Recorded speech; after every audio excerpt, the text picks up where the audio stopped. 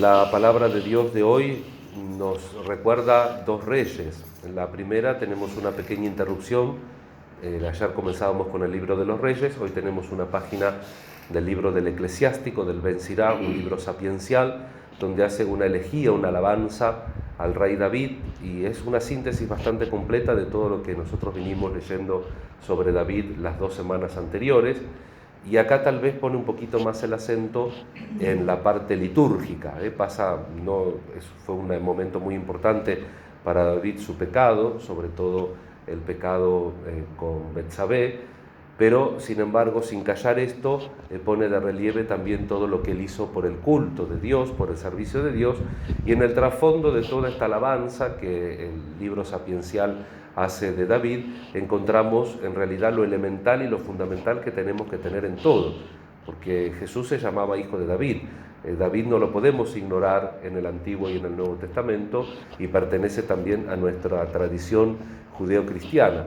Y en él vemos también un modelo muy claro de la persona que siempre, aún en la miseria, recurre a Dios.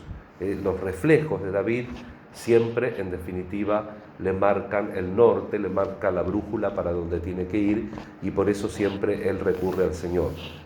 Digamos así, si uno quiere elegir una imagen de la Biblia así significativa, podemos recordar la semana pasada cuando él empieza a contar cuántos hombres tiene.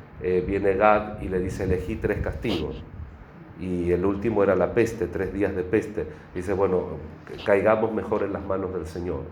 Siempre, en definitiva, él, aún en todos los momentos de dificultad, cuando está contra la espada y la pared, sabe que en definitiva no cae en la nada, no cae en el vacío, porque siempre está el Señor que lo ungió y que juntamente con sus respuestas lo fue acompañando. Y como pasa con nosotros, aunque nuestra vida no sea tan famosa como la de David, como pasa con nosotros, cuando nosotros no hacemos lo que tenemos que hacer, el Señor sigue acompañándonos y sigue, en definitiva, escribiendo la historia de la salvación.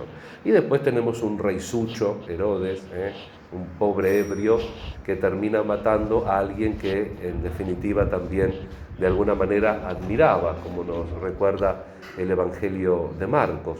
Y este rey, pequeñito, era un rey títere, evidentemente, porque el que manejaba la realidad del pueblo de Dios en ese momento era el Imperio Romano, y misteriosamente también por voluntad de Dios. ¿Se acuerdan cuando Jesús está delante de Pilato y le dice Pilato: ¿qué, no hablas? ¿No sabes que yo tengo poder sobre ti? Y Jesús le dice: no tendrías ningún poder sobre mí si mi Padre no te lo hubiera dado. Eso es otra de los pasajes que subraya tantísimo cómo Dios respeta las causas segundas. Dios no está jugando a ser todopoderoso y a tener un tablero donde Él arbitrariamente aprieta botones para modificar la realidad a gusto y placer de una falta de temperamento de Él, o a gusto y placer de los que nos sentimos de alguna manera fieles, y que Dios tiene que hacer esto, y por qué a mí esto, y por qué a mí lo otro, y por qué a mí lo de más allá, como a veces un poco infantilmente, pero sintiéndolo, reaccionamos ante los problemas de la fe. Vamos a pedir al Señor en esta Eucaristía de viernes, y ante estos 2 textos que podríamos decir que son un poquito históricos, pero que nosotros tenemos que tratar de confrontarnos como mejor podamos en un día como hoy, primer viernes de mes, en un día como hoy, que es un día penitencial, recordar el tema de que la penitencia no basta reconocerse pecadores, sino que hay que hacer un propósito de enmienda, hay que tratar de corregir, de rehacer, de rearmar el camino, porque siempre hay tiempo para esto. Por otro lado, también en este primer viernes, con los sentimientos de desagravio al Sagrado Corazón de Jesús, también recordamos las intenciones del apostolado de la oración. El Papa pide para que se escuche el grito de los migrantes, y en este mes pone el acento el Santo Padre Francisco en el tema del comercio que hay a veces en el traslado de los migrantes, ¿no?, del norte de África, que tienen que pagar fortuna, los meten en unas pateras, en unos barquitos que muchas veces se hunden, no llegan a destino, y también todos los problemas que esto genera, porque a veces los pueblos que los reciben no saben qué hacer con la gente propia y tienen que también recibir a esta gente. Es todo un problema humano del cual todos tenemos que ser muy conscientes, y nosotros que estamos tal vez lejos de esta situación, pero tenemos que estar cercanos en la oración, y por eso es el motivo de la oración del Papa de este mes de febrero 2020.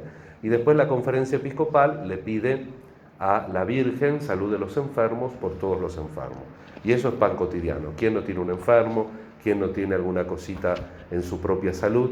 Así que también en este viernes, con mucha confianza, en este primer viernes de mes, encomendamos a nuestros seres queridos enfermos, le encomendamos también a Dios nuestra propia salud, y recordemos que la salud más importante es la salud del alma, y esa la tenemos que tener bien cuidada, porque es esa relación de Dios que no tiene término y que supera también la frontera de la debilidad, de la enfermedad, la frontera del espacio y del tiempo. Recemos los unos por los otros y pidamos al Señor la gracia de la fidelidad, reconocernos pecadores y saber que tenemos que trabajar para superar esa situación, para enmendarnos, para caminar seguros tras los pasos de Jesús. Que así sea.